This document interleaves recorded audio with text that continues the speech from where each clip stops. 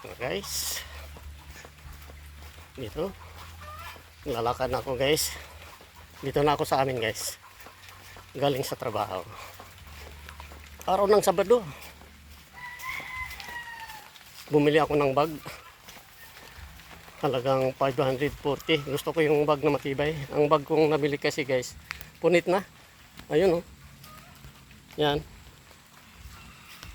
punit ng bag.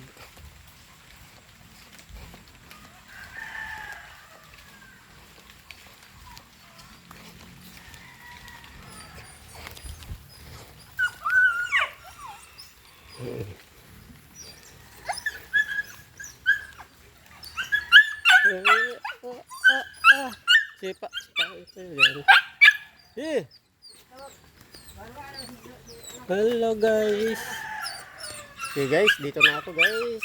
Wala na ang ituga sa manok, kinain sa ako.